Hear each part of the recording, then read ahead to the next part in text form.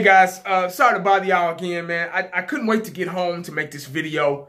I usually don't make my videos this close together. I know I made one yesterday about Jason Witten, about that situation. But I felt like I read up on this today, and I felt like I had to make a video about this because I was very curious about this young man, and I'm pretty sure you guys were too.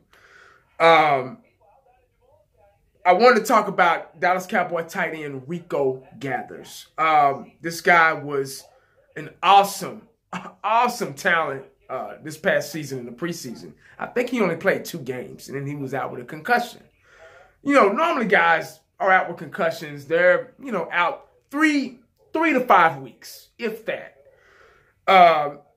And we were like, okay, Rico Gathers is out with a concussion. Now, we were waiting to see what this guy was going to do in the regular season because, hell, he had a beast mode of a type. Those 2 games, he did get. I think he played the not St. Louis Rams, LA Ram game and the Arizona game. Caught touchdown passes in both games. He was just an unguardable force. And he was what we were looking for to back up Jason Witten, to take the role of tight end, you know, when Jason Witten's on his way out.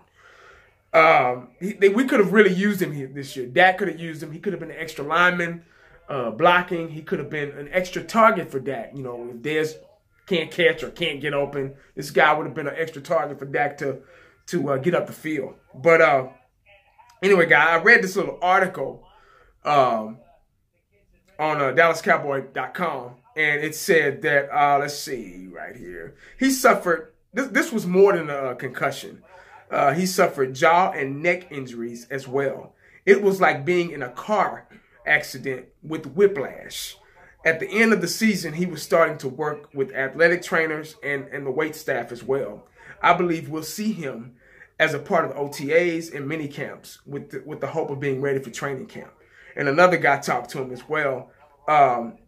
You know, like he said, this was a serious facial injury that involved more than just the standard concussion and concussion protocol and everything. It was disappointing for him because he was starting to show what he could do as a pass catcher in the preseason. But he should be back to work when the offseason program starts, you know, this year. So that's a good thing about Rico, man, because I'm telling you guys, he is very athletic, a very athletic guy. He played basketball at Baylor. Just a beast of a man. I mean, standing almost 6'8" and 285 pounds. So I'm just hoping that he was able to keep himself in shape while he was, you know, on injury reserve. And hopefully, you know, Jerry and them have enough sense to give this guy another shot once the, you know, mini camp and OTAs and the preseason, training camp starts. Because, man, I'm telling you, he is the next person if we're smart, if we're very smart, he is the next guy in line for that tight end position, starting tight end. He is a talent. I'm telling you, he's a talent that you can't let pass up or let get away. So that's about it, guys. Y'all let me know what y'all think about Rico, man. But that was something that I wasn't aware of. I was not aware. I thought it was just a normal concussion. I didn't know shit. I guess that hit he took really effed him up. You know what I mean? So I just didn't think it was to that extent. I knew it was more than meets the eye behind what they were telling us, just a normal concussion or whatever. But that's all I got, guys. That's good news that he's going to be back and be ready for, you know, off season and mini camp and training camp and things like that. So, but y'all let me know what y'all think about Rico. Holla back at your boy. I'm out.